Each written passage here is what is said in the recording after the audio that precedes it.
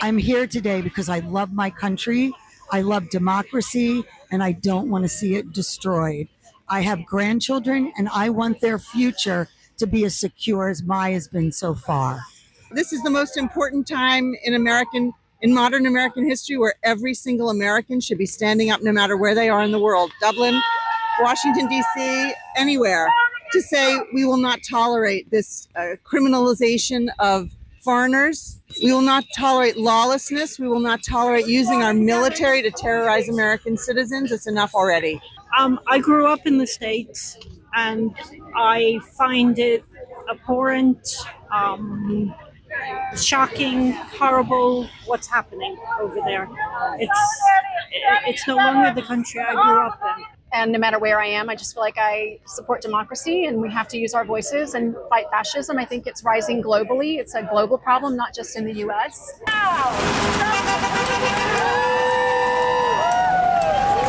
I've come here today to say that America has no kings and that we oppose the rising fascist regime in the United States.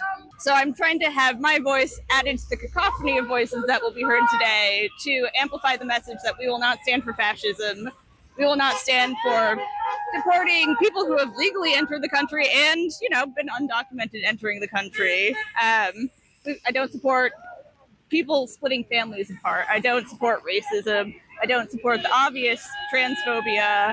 There are so many different issues. It's almost impossible to list them all. Hey, hey, ho, ho. Donald Trump has got to go. Hey, hey, ho, ho. Donald Trump has got to go. Hey. I think Donald Trump is self-serving. He only cares about himself. He does not really care about the people of our country. He's cruel, he's evil, he's crooked, he lies. That's not a president. Trump is a tyrant, and he's got to be taken away. He's destroying the earth. Not just America, not just immigrants. He's destroying everything. Well, look at what he's doing to immigrants, and I feel like if you're American, you're really only American if you came from an immigrant. So what he's doing to them is illegal and it's wrong. And I just believe in human rights for all. I don't like how he's targeted the trans community. It's what Hillary Clinton said. It's deplorable. The scariest one for me is the fact that he is very blatantly defying the Constitution, the courts. Just so many things have been illegal and no one is holding him accountable. And I think that should terrify most people. People united will never be defeated. He's deporting innocent people. He's not withholding democratic values. He's acting, as this protest is saying, like a king.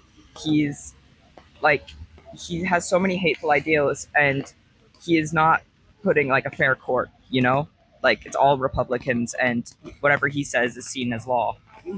He's overstepping the constitutional inbuilt checks and balances, basically, exactly. By just passing edicts and ignoring whatever the courts may have to say against it. Exactly, it's a dictatorship, and he's already practically declared martial law in LA. When America is under attack, people just want to live. What do? They just want to survive. It's not us against them. People just want to live their lives, and he's stopping that from happening.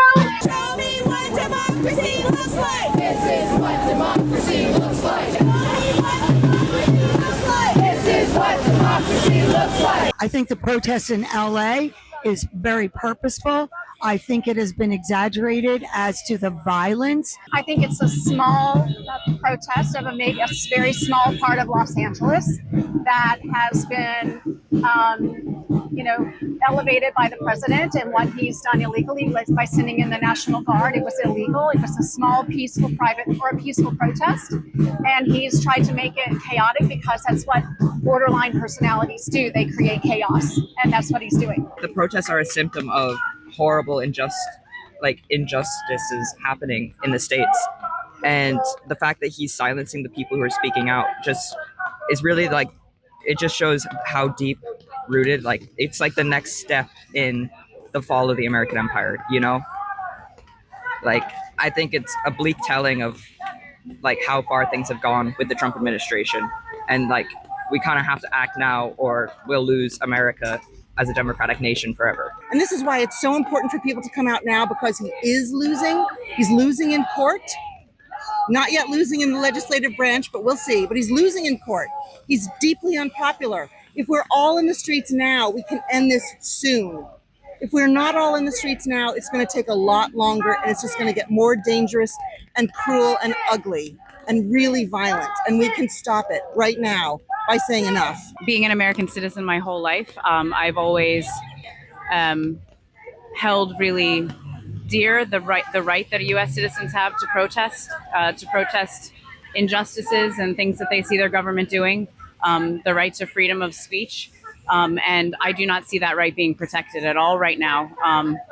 And it's, as my son said, it's frightening to see friends and family having to sort of keep their head down and living in fear that they're not allowed to say what they think, that they're not allowed to, for example, travel back to the U.S. without like either leaving their phone at home or, you know, like scrubbing their phone because they're afraid that they might be detained. It's not the country that I grew up in. Yeah.